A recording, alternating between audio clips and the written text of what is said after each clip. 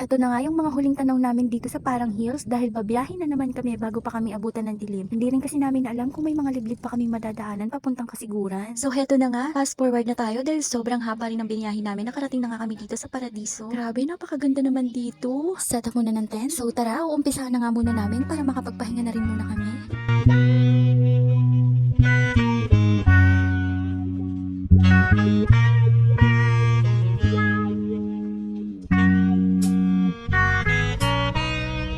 After nga namin mag-setup ng tent, nag-decide muna kaming lumabas para naman maghanap ng lulutuin or iihawin ngayong gabi. At nakabili nga kami ng pusit. Grabe, ang mura dito. Grabe, kala ko maliit pa. Isa. Wala ko para makita mo. Yung lata. Tapos mukha nga. Parang Jolens lang yung mga yan.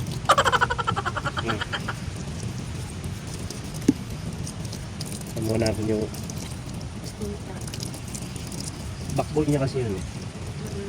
Nagpapatulong nga ako sa marino ko kung paano linisin yan dahil sabi ko sa kanya, gusto kong bumili niyan kaso hindi ko alam kung paano linisin. Hindi ko naman kasi siya laging kasama at hindi rin naman kami laging nagsasama. Hindi ako nagdadahilan dyan ha. May mga times lang din kasi na wala ka sa mood or tinatamad ka lang kaya sinasabi mo na lang na hindi mo alam.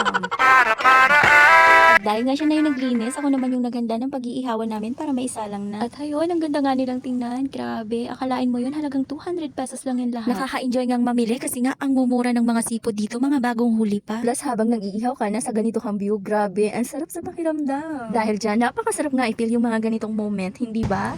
Halos puro wala man lang mga sasakyan.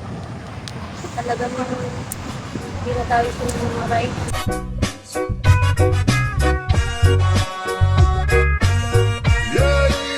So heto, good morning na nga tayo rito. Sobrang ganda ng view, hindi mo talaga akalain na may mga lugar palang itatago na ganito. Yung parang tipong nasa picture ka lang, pero ngayon nakikita mo na sila in person. At dahil nga sa sobrang ganda ng view, hindi na rin namin mapigilan pagkatapos namin magkape, naglakad-lakad na rin kami.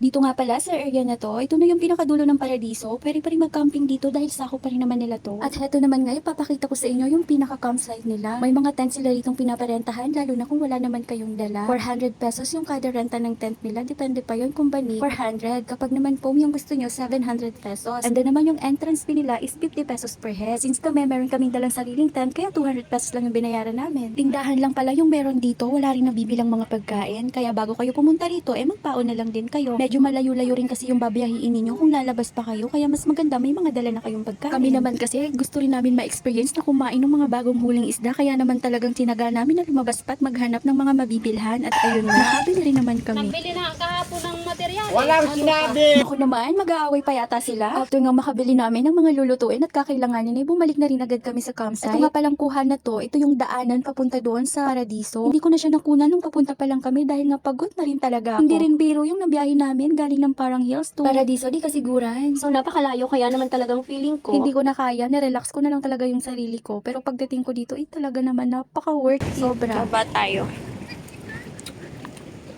Ay. Yeah.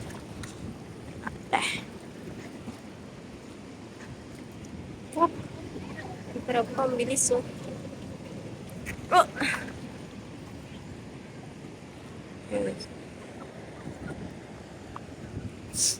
So, feeling ko dito na lang ako pupwesto, no?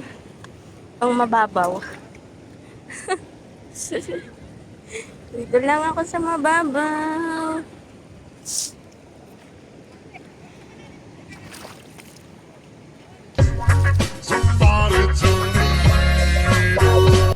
So tara na, maligo na tayo. Oh my God, tila pala ka lang naman yung tumalon.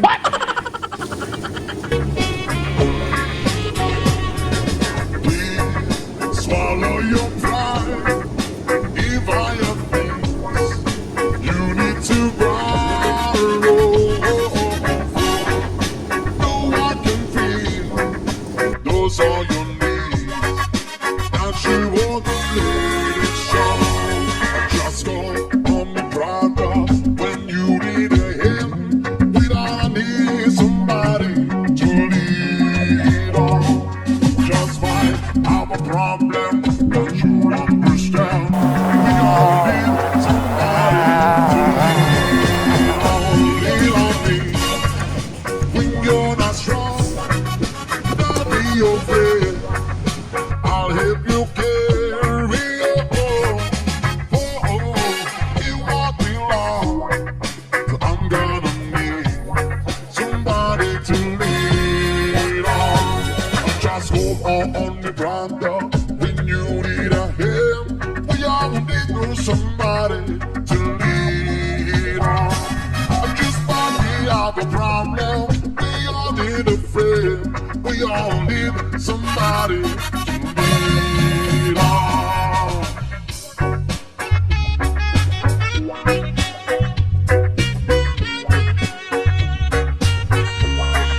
Yeah, yeah, yeah, yeah, yeah. Hi! Para sa amin talaga, napakagandang experience to sa amin. Sabi nga namin, isa to sa mga lugar na pwede pa namin balik-balikan kasi talaga namang napaka-worth it ng mga biyahe namin kahit napakalayo. Napakasulit niya talaga. Sobra talaga kami nag-enjoy. At after nga namin kumain, kahit maliligo na rin kami dahil nga ito talaga yung huling araw namin dito. Kaya naman gusto namin sulitin. By the way, gusto ko rin palang pasalamatan yung mga ilang followers ko na natutuwa sa mga naiko-content ko. Masaya ako na ibahagi yung mga ganitong ganap na hindi mo naman talaga kailangang pagkagastusan ng malaki. Kaya naman kung may chance, hindi naman masamang subukan at mag-enjoy. So ito, naghahanda na rin kaming umalis para naman sa susunod pa naming biyahe dahil hindi pa dito natatapos ang adventure. At dahil nga 3 araw tayo at ito yung pangalawang araw naming paglalakbay, kaya naman susulitin pa natin yung natitirang araw. So ayun, maraming salamat. Kita-kita ulit sa susunod na video. Paalam!